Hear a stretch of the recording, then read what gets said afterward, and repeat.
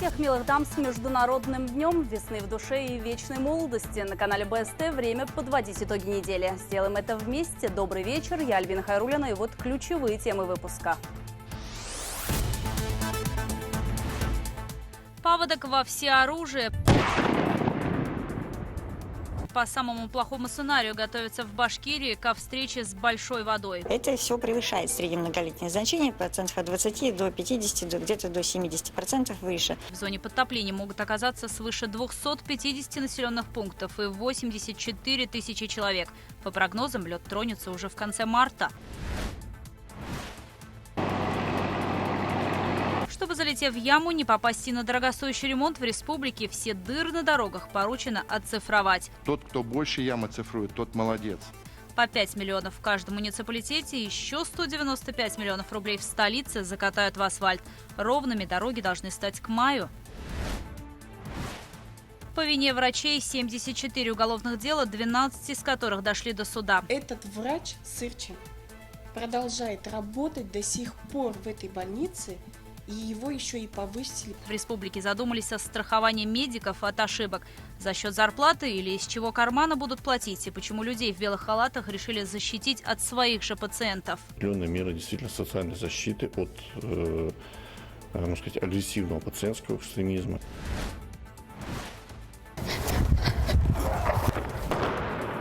Стальная выдержка и боевой характер. Я не соглашаюсь с данным выражением, что девушка не место в армии.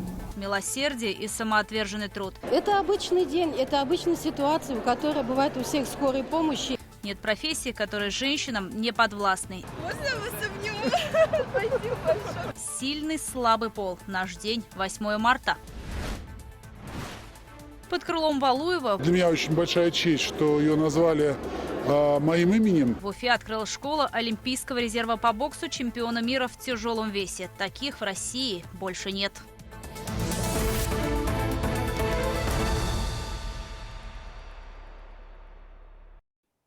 МЧС республики готовится к приходу большой воды по самому плохому сценарию. Вскрытие рек ото льда ожидается в этом году в конце марта на 8-13 дней ранее обычного. В Башкортостане под угрозой подтопления находится более 250 населенных пунктов. В них проживает около 84 тысяч человек. Как прозвучало на заседании противопаводковой комиссии, увлажнение почвы в поймах реки на 50-60% выше средних показателей. В зоне риска и некоторые села, расположенные вдали от рек, там ситуацию могут усугубить талые воды. В зонах возможного подтопления будет проводиться с населением подворовой обход, где до них будет доводиться информация о возможном прогнозе подтопления и в какие сроки это будет проходить. Также все граждане могут с информацией ознакомиться на сайте Государственного комитета по чрезвычайной ситуации, где у нас в этом году будет выведена информация с 34 автоматизированных постов, также со стационарных постов. И они смогут отслеживать уже информацию в режиме онлайн о динамике изменения уровня воды. На случай ледовых заторов на реках республики сформировано 7 взрывных команд. В общей сложности в регионе определен 31 потенциально опасный участок, где может понадобиться работа взрывников. Что касается уровня рек, в этом году он ожидается на полметра выше от среднемноголетних значений. Опять же, все будет зависеть от погоды и интенсивности таяния снега. В режиме готовности 12 тысяч спасателей и 3 тысячи техники и плавсредств для эвакуации населения. У нас снегосъемка проводится весной каждые 5 дней. Мы измеряем запасы воды в снеге и измеряем расходы воды, так называемая водность рек. На данный момент времени это все превышает среднемноголетнее значение, процентов от 20 до 50, где-то до 70% выше. Но такие же условия у нас были и в прошлом году, и, как я уже озвучивала, они были в 2014 году, в 2007 году. Вместе со снегом тает и асфальт на улицах городов и районов республики. На оперативном совещании, где была поднята тема ремонта дорог, Ради Хабиров заявил, что отследит лентяев по приложению. Глава Башкортостана поручил главам всех муниципалитетов организовать работу по фотографированию и оцифровке каждой глубокой ямы на своих территориях. И чем больше, тем лучше. Это покажет, что чиновники ответственно подошли к задаче. А значит, больше ям будет отремонтировано. Я качество вашей работы буду оценивать, знаете, каким образом? Кто меньше всего сделает, тот значит лентяй, тот значит безответственный человек. Тот, кто больше ям оцифрует, тот молодец. Не надо бояться, что вы покажете, что у вас на территории большое количество ям, потому что это покажет ваш серьезный подход. Чем больше ям вы поймете, которые у вас находятся, значит, тем больше ям вы отремонтируете. На эти цели каждый муниципалитет получит из бюджета по 5 миллионов рублей. Уфе выделят 195 миллионов.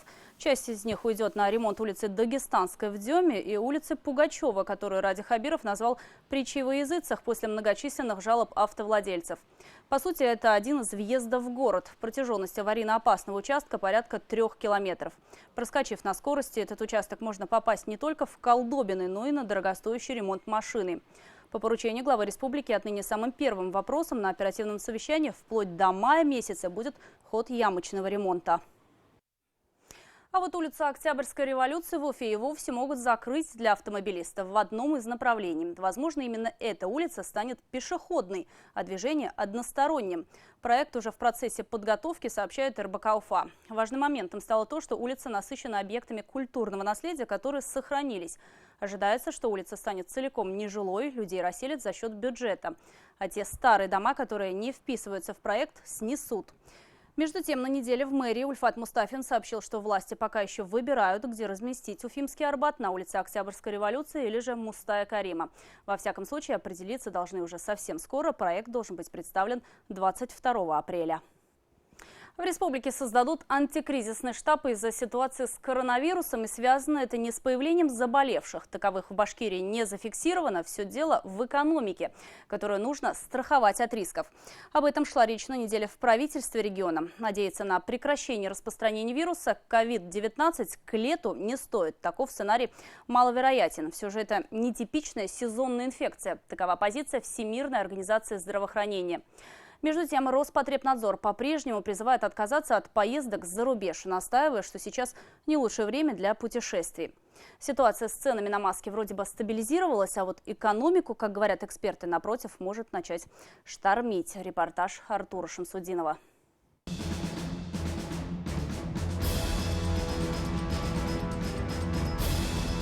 Коронавирус уже давно сменил и свою прописку, и даже национальность. Все чаще новости о зараженных поступают не с Поднебесной, а из других стран. В России, например, уже 14 инфицированных, больше половины которых подхватили вирус в Италии. Случаев заболевания в Башкортостане нет, но в республике готовятся встретить напасть во всеоружии. В каждой комнате у нас продукты приготовили, чтобы наши отдыхающие не смогли почувствовать, что они в изоляции или в карантине. Проживание в этих гостиничных номерах по системе «Все включено» бесплатно, но вряд ли кто-то из отдыхающих предпочел бы оказаться в них. Комнаты с табличкой «Бокс» приготовлены для тех, кто будет под подозрением на коронавирус. Если специалисты установят, что человек, прилетевший из очаговой страны, контактировал с заболевшим, его отправят в этот обсерватор на карантин. Префектура находится в непосредственной близости от Уфимского аэропорта. В случае необходимости транспортировать сюда людей будут на автобусе. Всего же обсерватор на случай карантина сможет принять 88 человек. Жить в обсервации по регламенту придется 14 дней. Санаторий в селе Нижегородка выбрали по нескольким причинам. Это не только близость транспортного авиаузла, но и относительная отдаленность от жилых домов. Сотрудники 21-й больницы полностью сопровождают, полностью обследуют их, смотрят. Мы предоставляем только помещение и питание, и все. По данным Роспотребнадзора, на сегодняшний день в Башкортостане взято на контроль по месту жительства 293 человека, вернувшихся из-за рубежа. Еще 19 находятся под наблюдением в больнице. Кстати, пробы больше не надо отправлять на исследования в другой регион. Сегодня сделать это можно и в Уфе, в Центре гигиены и эпидемиологии. При возникновении какой-то симптоматики вирусного заболевания он никуда не идет. Он звонит в скорую или он звонит в поликлинику, куда он прикреплен, и вызывает врача. И далее мероприятие уже будет проводиться у него на дому или при госпитализации в лечебное учреждение, отбираться пробы и так далее. Часть из тех, кто находится под подозрением, размещена в специальных боксах Уфимской инфекционной клинической больницы. С начала мировой эпидемии сюда обратилось уже 50 человек. К счастью, диагноз не подтвердился. Одновременно можем принять 16, да? Если будет больше пациентов? Ну, больше, если будет пациентов, мы планируем, вот там еще вот один корпус есть, одноэтажный, наверное, будем туда госпитализировать.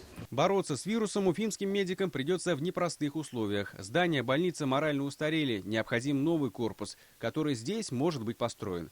Отчасти именно благодаря коронавирусу. Впрочем, инфекция может серьезно, далеко не лучшим образом повлиять и на экономику региона. Мы прогнозируем, что в связи с недопоставкой комплектующих и товаров, через некоторое время это будет ощущаться, надо будет переходить на других поставщиков.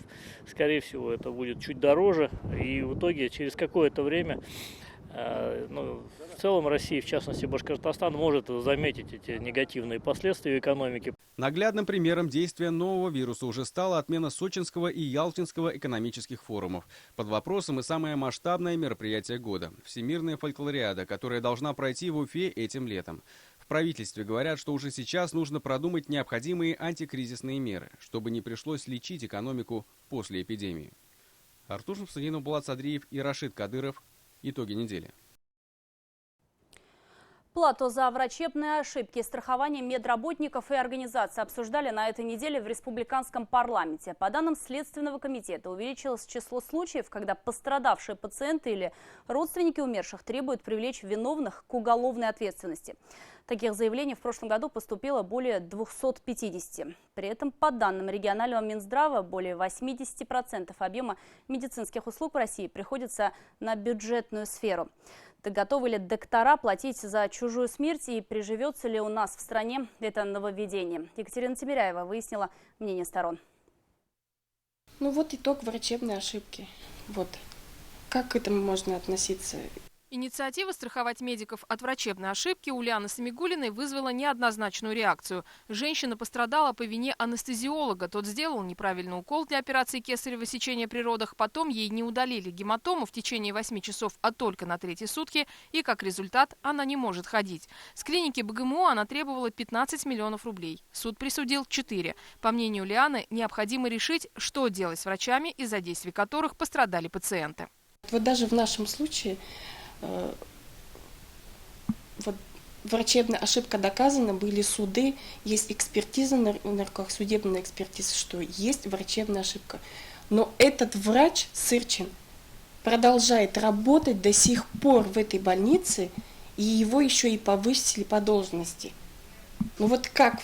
Уголовные дела возбуждаются по каждому 3-му сообщению о врачебной ошибке, следует из данных СКР. До суда доходит лишь 6-я часть. Главные причины врачебных ошибок – это перегрузки, кадровый дефицит и отсутствие необходимого оборудования. Такое мнение высказали 80% медиков, участвовавших в проекте «Справочник врача». В опросе участвовали более 5000 человек. При этом треть специалистов заявили, что не считают адекватным уголовное преследование. С этим мнением врачей не согласны пациенты. По данным регионального управления Следственного комитета, в прошлом году число заявлений на действия врачей достигло более 250, рост на треть. Снизить социальную напряженность, как считает глава ведомства Денис Чернятьев, может решение создать специальный фонд выплат.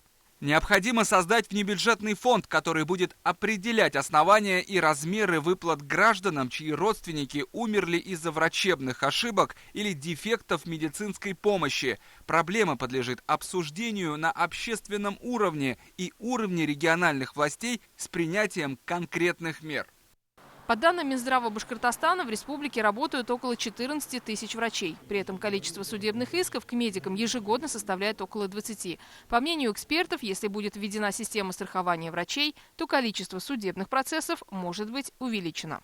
Это даст определенную долю гарантии и защиты от возможных проведения судебных исков, разбирательств, повысит престиж профессии. И я думаю, что это будет определенная мера действительно социальной защиты от, агрессивного пациентского экстремизма и возможных судебных действий в отношении них. В некоторых российских регионах действует практика, когда половину суммы страховки оплачивает сам специалист, а вторую половину – его работодатель, медицинская организация. Страховщики считают, что в целом вопрос пока не проработан. Говорить о том, интересно ли это отрасли, слишком рано. Неизвестно, кто возьмет на себя расходы на оплату страховки. Если мы говорим о государственном страховании, то есть государство должно уплатить страховой компании взнос за ответственность медицинского работника, то из каких средств, почему вопрос возникает. То есть тариф, который существует сегодня в обязательном медицинском страховании, то есть через территориальный фонд, в котором оплата производится, он не предполагает ответственности, то есть оплату за страховой взнос. Значит, сумма средств, которая сегодня выделяется государству на оплату медицинской помощи, она должна быть увеличена. Активно страхуют медиков от врачебных ошибок в Башкортостане только коммерческие клиники. По данным Всероссийского союза страховщиков, заключено около 100 контрактов с частными медучреждениями. Что касается госорганизаций, то на практике расходы на возмещение ущерба несут сами работодатели, а не врачи. Екатерина Тимиряева, Азат Ишбулатов, Артур Ханов, Владимир Шевчук, Виктор Миренков. Итоги недели. Между тем, в городе Октябрьском достроят 2 проблемных дома жилого комплекса «Весна», дольщики которого должны были получить свои квартиры еще 2,5 года назад. Однако застройщик не исполнил свои обязательства. Глава Башкортостана накануне провел совещание, куда были приглашены обе стороны конфликта. При этом первая их встреча состоялась лишь 2 днями ранее, в ходе рабочей поездки, где к главе Башкортостана и подошли люди, которые уже просто устали ждать и молчать. Ради Хабиров посетил также город Белебей, что обрадовало главу Башкортостана и где ему пришлось сдерживать эмоции перед телекамерами, знает Азат Садреев. У нас девочка, и зовут ее Диана. Малышка Диана теперь в Белебее знаменитость. Второй ребенок Эльвиры Ефаевой родился первым в отреставрированном роддоме. Эти стены не слышали детского плача долгих 4 года. Все новое после ремонта. Отношение тоже персонала хорошее, поэтому жаловаться, так скажем, не на что. Оборудование новое. Поэтому и врачам, я думаю, было легче, и за счет этого мне тоже было легче. На ремонт здания и реконструкцию инженерных коммуникаций бюджет республики выделил 180 миллионов рублей. Еще 205 миллионов потратили на медицинское оборудование. Ради Хабиров поздравил молодых мам с пополнением в семье и пожелал им снова вернуться сюда рожать. Теперь для этого не придется ездить в Октябрьский, как было в последние годы. С северной стороны у нас 2 больших микрорайона жилых, оттуда тоже для удобства. Это, в принципе, то есть не на отшибе, это в центре города. Тоже организованный подход. Проект создания комфортной городской среды в Белебее признан лучшим во всероссийском конкурсе. Он предусматривает модернизацию набережной городского пруда и парка «Поющие родники». Ради Хабиров проинспектировал освоение выделенных на эти цели 113 миллионов рублей. А вот в поселке Приютово работы по оживлению инфраструктуры только предстоят. Уже со следующей недели к вам в Приютово будут приезжать отраслевые министры. Мы примем решение и утвердим программу. И каждый год до 2024 года начнутся движения у вас там. Это я вам твердо обещаю. Ради Хабиров пообещал приехать и на открытие после капитального ремонта Октябрьского музыкального колледжа. Учебное заведение основано в 1969 году. Сегодня там занимаются 160 студентов. За полвека здание обветшало и требует реконструкции фасада, кровли и внутренней отделки. Это самый главный зал, наш 530 мест. В Октябрьском больше нет. Все мероприятия. Да. То есть и городские мероприятия, да. вон даже. Да, то есть это ваш ключевой зал. Это наш ключевой. Глава республики поручил определить источники финансирования реконструкции музыкального колледжа. После ее завершения в главном концертном зале города нетронутой останется разве что уникальная люстра ручной работы, созданная в единственном экземпляре выпускниками художественно-промышленной академии имени Строганова. А вот без личного вмешательства Ради Хабирова проблема обманутых дольщиков жилого комплекса «Весна» так и оставалась нерешенной. Застройщик, сменив название, продолжает деятельность, а люди не могут справить новоселье с конца 2017 года. Времена года меняются, проблема остается. Дольщиков волнует тот факт, что при недостроенных 2 объектах, по сути, один и тот же застройщик успешно возводит новые многоквартирные дома. Например, вот эта 5-этажка будет сдана уже в этом месяце. На протяжении долгого времени руководство города и застройщик так и не нашли общего языка. Проект комплексного развития территории, включая создание необходимой инфраструктуры, не реализован. И хотя муниципалитет готов оказать содействие в привлечении финансов, директор фирмы не дает никаких гарантий, что достроит дома. Между тем, к словам дольщиков, которые предлагали решение проблемы и раньше, прислушались лишь в присутствии Ради Хабирова. Вот в этом доме квартиры все распроданы практически. Фирма прибыль получила, она фактически должна рассчитаться же за фактическую стоимость права аренды. Вот и все. Решение проблемы на поверхности. А насчет того, что мы слышали, нам говорили, что личное поручительство, если человек планирует все это добросовестно исполнить, он, естественно, даст личное поручительство. Вы как хотите? Как-то права качать или все-таки строить будем? Мы не качаем права. Давайте так, сейчас не будем разбираться. Вы на субботу на 10 часов собираете ко мне. В субботу подъезжайте ко мне, вызывайте Колунову. Я приглашу прокурора и Следственный комитет. И узким кругом решим. Либо мы там договариваемся, либо все пойдет по-плохому. Хорошо. Вот? Хорошо. Варианта по-плохому удалось избежать. На совещании стороны договорились, что в соответствии с утвержденным планом первый дом ведут в эксплуатацию до конца текущего года, второй в марте следующего. Содействие в строительстве детского сада окажет республика. И если все пойдет по плану, новоселье Дольчиков совпадет с 75-летним юбилеем города, который отметят в 2021 году. Азат Садреев, Артур Ханов, Виктор Меренков и Александр Демидов. Итоги недели.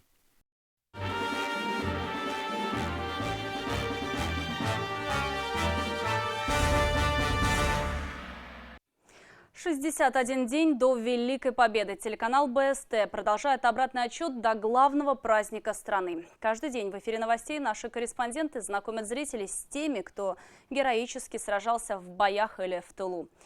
Потери, лишения, голод, отнятое детство. Все это было, но не забылось. Наша цель – рассказать 75 еще не рассказанных историй героев, которые оставались в тени. О судьбах тех, кому прикоснулась беспощадная война. Материал Динары Таймасхановой.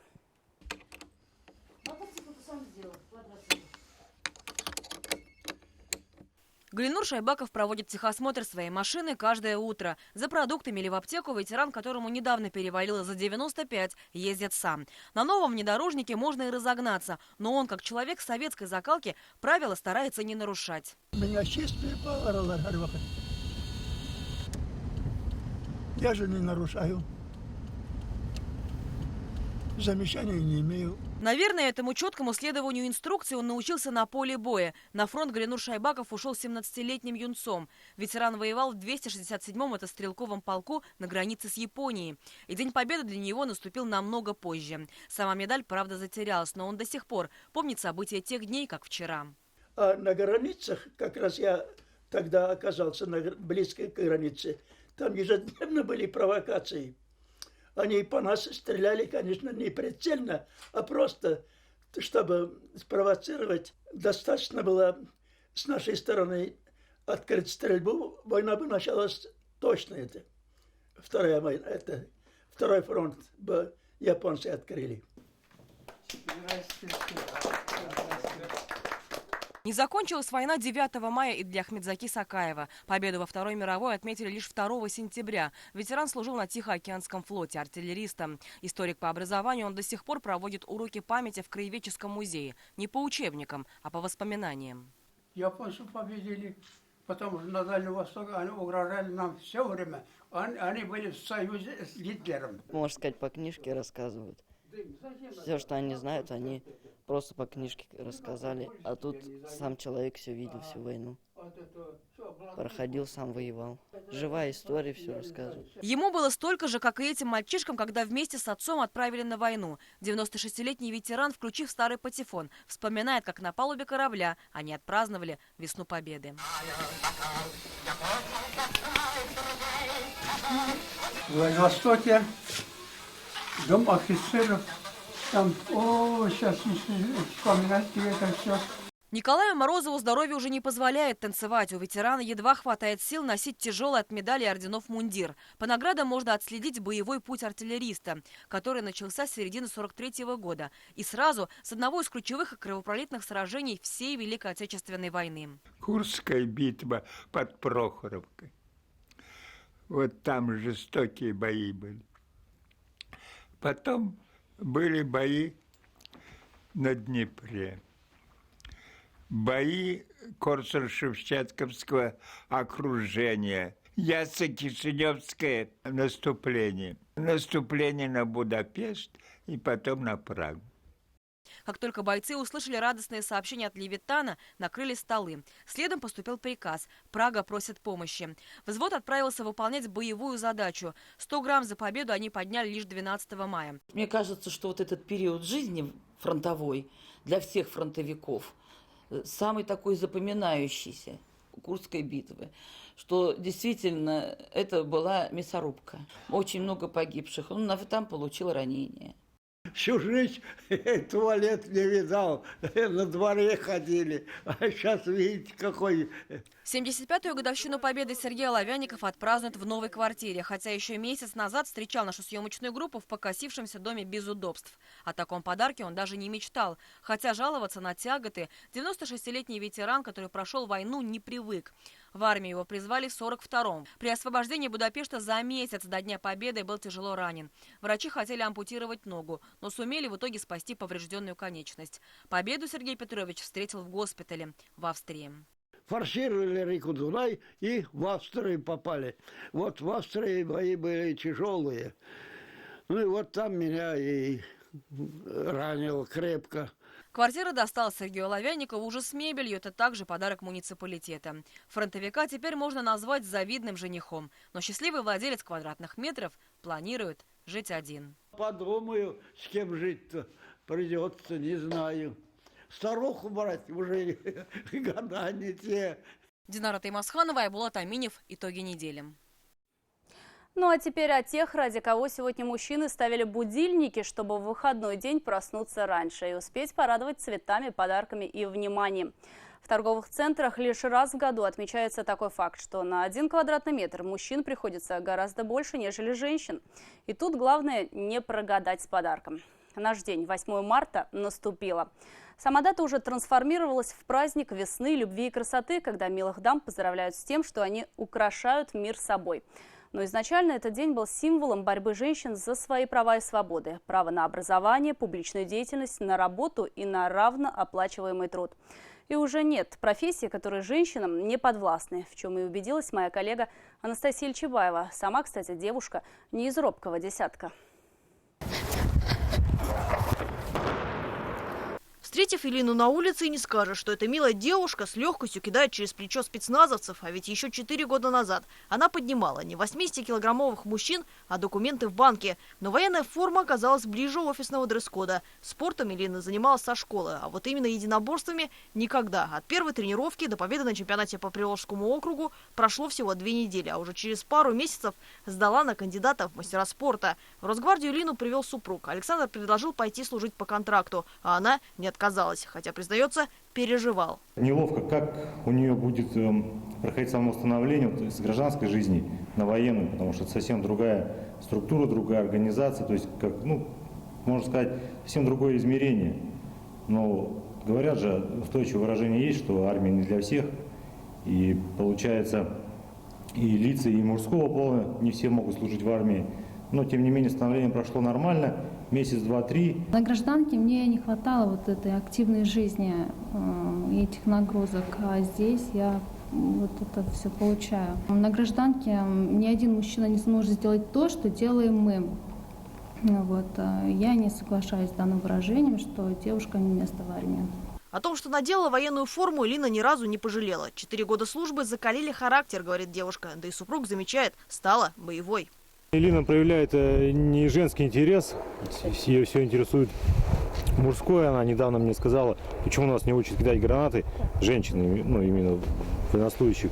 Начнется война, мы же должны уметь кидать гранаты.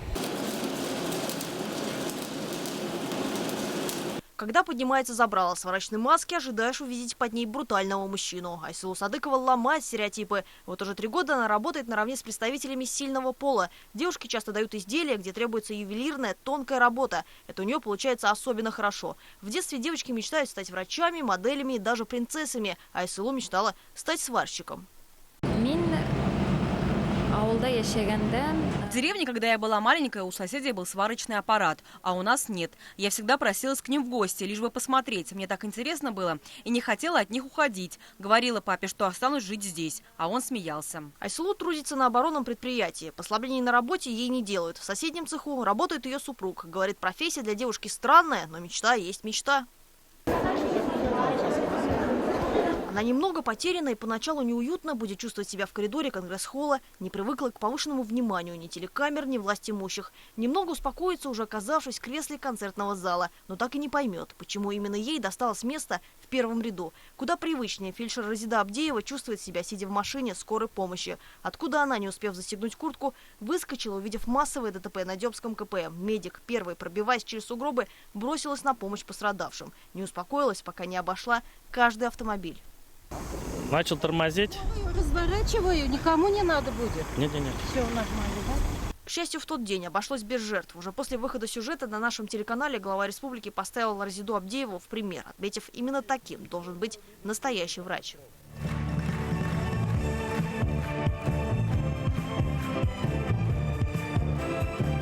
Резиде Абдеевой присвоено звание «Заслуженный работник здравоохранения». Но ничего особенного она не сделала, считает женщина. И уж тем более героем себя не считает. Кстати, за рулем скорой в тот день был и ее супруг. Это обычный день, это обычная ситуация, которая бывает у всех скорой помощи. И поэтому здесь ничего героического, вообще ничего не было. Ну, просто так совпало, наверное, что высветилось. Так. А так это обычно наша работа. На которую она вновь отправляется. Со званием заслуженного работника здравоохранения для нее ничего не изменилось. Она все так же спешит кому-то на помощь. Как ее коллеги, не обращая внимания за окном, метель или дождь, праздник или будни. Служба зовет. Абдеева, на вызов. Анастасия Чебаева, Роберт Давлетбердин, Артур Ханов. Итоги недели. А вот госавтоинспекторы выехали в праздничный рейд. Только вместо проверки документов всех автоледи ждал сюрприз. Телеканал БСТ совместно с ГИБДД поздравили девушек-водителей с Международным женским днем. 8 марта поздравляю вас, женщины, всех с наступающим праздником. Здоровья вам, не болеть, а вам безопасно ездить, безопасно возить. И вам от телеканала БСТ тоже презент, чтобы чай был у вас всегда был горячим в салоне. Давайте. Извините, что вас задержали. С наступающим всех, девушки. Проверять документы госавтоинспекторам помогали ведущие и корреспонденты новостей главного телеканала республики. Девушки, в свою очередь, не скрывали эмоций. Спасибо. Можно мы сомнем? Спасибо большое. А то все гаишники постоянно ругаются, а вы тут цветы даете. Давайте, аккуратно, до свидания. Неожиданно я торопилась домой к детям, и как-то так это все. Я прям не ожидала, если честно. Очень приятно, что так уделяют внимание женщине в связи с нашим праздником. Очень приятно. Я даже не представляла, конечно, что так можно у нас получить подарки. Спасибо вам. Автоледи пообещали, что будут соблюдать правила дорожного движения. Динар Гельмудинов пожелал девушкам быть примером для мужчин на дорогах. Конечно, мы никому не разрешаем ездить за рулем в состоянии алкогольного опьянения или другие нарушения, которые более такие злостные. Но, конечно, мелкие нарушения будем предупреждать и будем просто поздравлять наших красивых дам. Ну а теперь время новостей короткой строкой. 45-летний житель Бакалинского района получил тяжелые травмы в Нефтеюганске. Вахтовик упал с 8-метровой высоты. Врачам пришлось ампутировать ему руку. У мужчины открытые переломы конечностей и сотрясение мозга. Супруга вахтовика, его мать сейчас рядом с ним, детей, а их в семье 5 временно определили в приют. По словам родственников, коллеги сами доставили мужчину в больницу, но заявили, что нашли его якобы на дороге уже поломанного. Только потом уже в прокуратуре разобрались. Мужчину ждет долгая реабилитация. Семья Инсафуддиновых обращается с просьбой оказать им посильную финансовую помощь. Новоиспеченных родителей решили избавить от бумажной волокиты. Сразу при выписке из роддома отныне будут вручать свидетельство о рождении. В Башкортостане Министерство семьи, труда и соцзащиты населения, Минздрав и Госкомюстиции внедряют новую практику. Пока к проекту подключились лишь Уфимский роддом номер 3 и роддом Республиканской клинической больницы имени Куватова. Но до конца года проект затронет все подобные медучреждения. Кроме того, планируют этот эксперимент расширить. Помимо свидетельства о рождении, родителям будут выдавать и сертификат на мат-капитал. Переговоры с оператором этой госпрограммы Пенсионным фондом России уже ведутся. А вот как изменится Советская площадь, решат сами горожане. Уфимцев приглашают на общественное слушание по проекту организации площади и улицы Советской. Замечания и предложения принимаются Главным управлением архитектуры и градостроительства администрации города. Время проведения общественных слушаний 11 марта в 13:30 в актовом зале БГПУ. Добавлю, ранее сообщалось, что с площади исчезнет парковка, а вместо нее планируется строительство парка, в центре которого на постаменте займет свое место памятник легендарному комдиву генералу Мингали Шеймуратову, который, кстати, отправился на фронт Великой Отечественной именно с этой площади. Тем временем в Уфе может появиться и кинотеатр под открытым небом. Правда, с местом еще не определились. Общественный проект реализуют активисты. Он называется «Фридом», Дом свободы. По задумке, это строение с крышей, поместиться в нем смогут больше 20 человек. Экран будет размещен на стене, на нем показы фильмов начинающих режиссеров. Помимо кино, в Доме свободы планируется проведение курсов йоги, вечера стихов, песен и танцев. Сейчас идет поиск тех, кто сможет оказать финансовую поддержку или предоставить строительные услуги. Ну и напоследок об искусстве, созданном грудью. В Уфе для женщин с онкозаболеваниями провели благотворительную акцию «Мама Мия». В фойе Центра современного искусства «Облака» развернулась дизайнерская ярмарка, фотовыставка, прошел показ мод. Женщины смогли получить советы стилистов. Изюминкой же акции стал аукцион картин, нарисованных женской грудью. Организаторы отметили, что данный проект – это не только площадка для сбора средств, но и поддержка женщин, которым диагностировали рак молочной железы. В Уфе открылась спортшкола Олимпийского резерва по боксу имени Николая Валуева. Таких в России больше нет. Здесь будет воспитываться именно Олимпийский резерв. Спортшкола должна объединить боксерскую общественность республики. В честь этого события в Центре спортивной подготовки, а именно там базируется Валуевская школа, прошел открытый республиканский турнир. О перспективах башкирского бокса теперь под крылом Валуева в репортаже Розы Хабибулиной.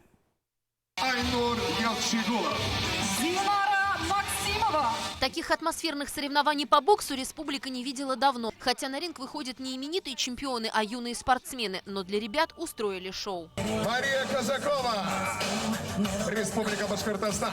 Среди них Камила Арганбаева, участница из Баймака. Смущается перед камерой, но на ринге краснеть от досады поражения приходится соперникам. Так же получилось и на этот раз.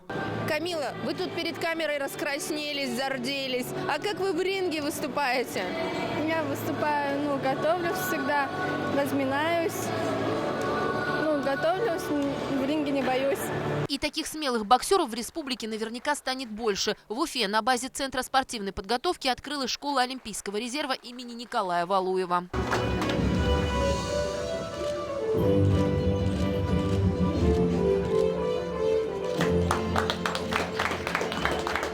Разговор о ее создании зашел еще летом 2019-го. В августе Николай Валуев приезжал с мастер-классом, общался с главой республики. Полгода хватило, чтобы школа открылась. Надо выразить огромную признательность руководству республики за то, что Центр бокса, вот такая школа Олимпийского резерва, была сегодня открыта. Для меня очень большая честь, что ее назвали моим именем. Это, конечно, налагает на меня уже теперь и как член попечительского совета Федерации бокса Башкортостана приезжать чаще. Таких огромных школ Николая Валуева еще пока в России не было. То есть это первый такой, наверное, опыт, чтобы школа бокса была Олимпийского резерва.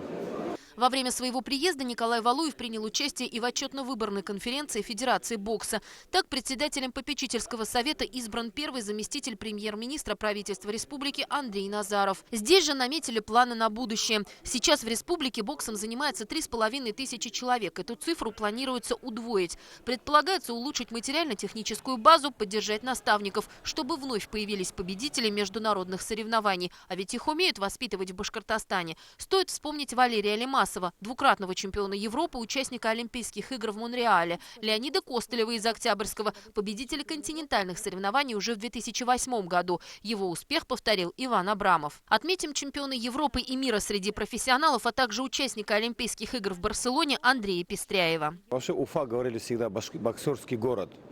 Вот такая была пропаганда, волна была при еще конец 80-х, 90-х. Потом что-то все затихло. Я был где-то месяца 5-6 назад был в Уфе, но мне в этот зал не приводили. Сейчас посмотрел, какой комплекс целый. Вообще молодцы. И сама организация, открытие зала, матчевые встречи, пригласили почетных гостей, представителей власти здесь. Вообще все так и должно быть. Первое направление, конечно, основные направления. Это у нас детско-юношеский спорт. Это молодежный спорт, юношеский спорт, потому что, чтобы нам зайти с хорошим потенциалом во взрослую сборную, надо, соответственно, пройти сначала вот этот этап. И сейчас этот этап юные боксеры начинают проходить уверенно. В Республиканский день бокса в матчевой встрече команд Башкортостана и Оренбургской области хозяева были сильнее – 14-5. Роза Хабибулина, Ильдар Байбулатов и Шамиль Каримов. Итоги недели. Такой выдалась уходящая неделя. Далее эфир канала БСТ продолжит специальный репортаж Эмили Тимашева «Поколение Z». Оставайтесь с нами и хороших выходных. До встречи в эфире.